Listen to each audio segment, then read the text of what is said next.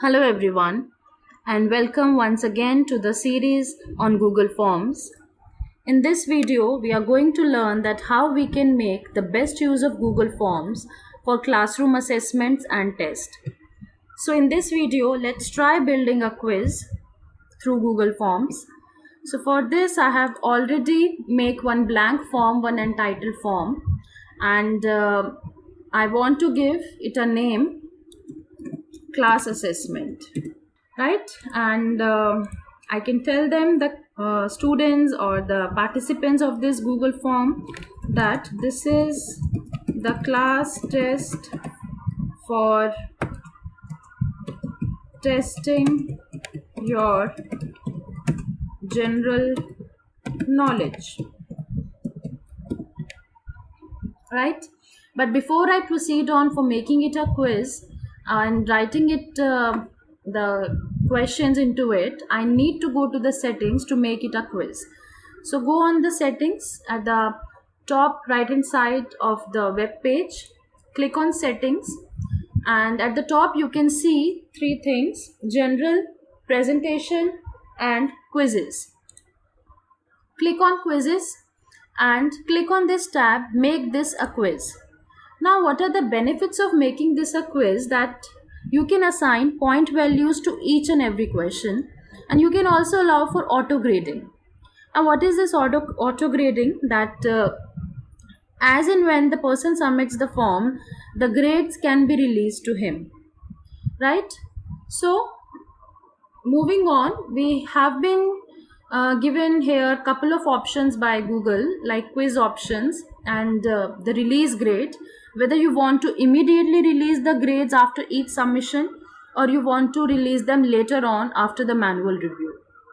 So I'm thinking to make a multiple choice questions quiz, so I can release the grades immediately, as I will be assigning point values to each question, and at the end of the quiz the student can come to know the total point values that he or she has scored, right? So immediately after each submission. Well, if I am expecting, or if I am writing some sort of subjective question in which I am expecting a paragraph text to be there, then obviously I can click on this second option later after manual review, because a manual review will be required for this, so I can click on this option. And perhaps email collection will be on if you click on this option, and that is very well required also, since you will be reviewing it, and to tell them their grades and to approach them back, you need their email addresses, right? So if you click on this, the email collection will be switched on automatically.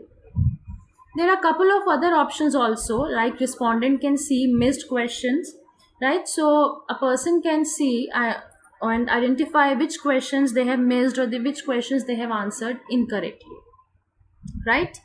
And they can see the correct answers once the grades are released to them, and point values, that is their total score. So these are the basic settings in quiz that a one can switch on. Then there are some settings in general also, like collect email address. I would prefer that I should collect email addresses of each and every respondent. Why? Because by this way, only a person with a valid email address can enter into my quiz room. And then limit to one response, since it's an assessment, so I would require that one person or can fill in the form only once through one email ID, right? So limit to one response. I don't want the editing to be done after submission, so I'm not clicking on this. And also the summary charts and text responses, it's not required here, so I can leave it as it is. Save. So now this form is now been converted into a quiz. I can start entering questions. It's a general knowledge quiz, so let me write, who is the president of China, right? I can give here options, say Shinzo Abe, Xi Jinping,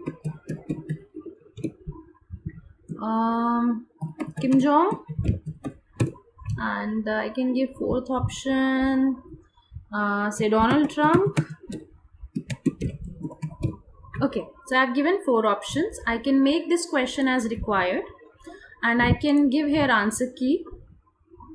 Answer key, Xi Jinping is the correct answer, and I can assign points to this particular question, say 5 points. Now, this is an optional thing, but a very important. So you can add here answers feedback. If somebody has, uh, click on the incorrect answer or has given incorrect answer, then you can very well give them the feedback, right? I can write here, this is an incorrect answer. Please refer to the link provided. Right? This is the very good option. Why? Because you can provide a link to testify and justify the correct answer. So let me try searching for some information for Chinese president. Who is the president of China? Oh, it is catching my audios. So yeah, so I can go, I'm not going for Wikipedia as a source, I'll go for some other source, maybe Britannica or bbc.com. Yes, I can refer to this link.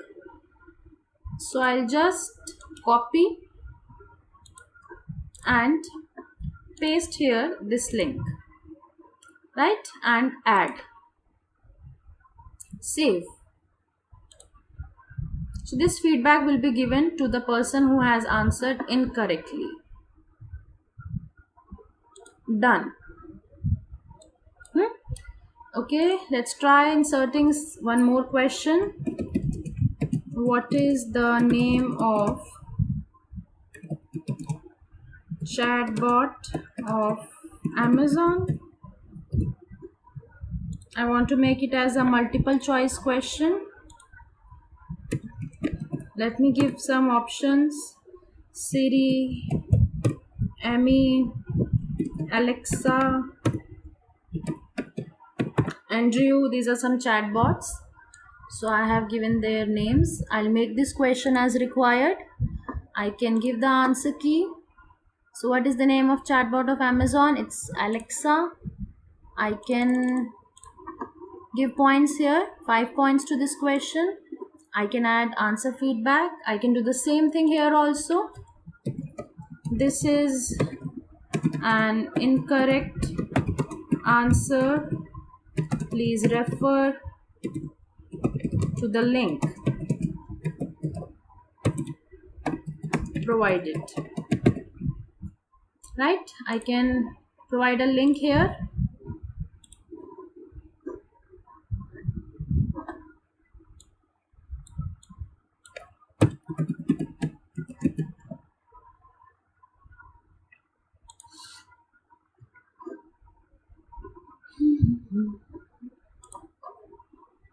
I can copy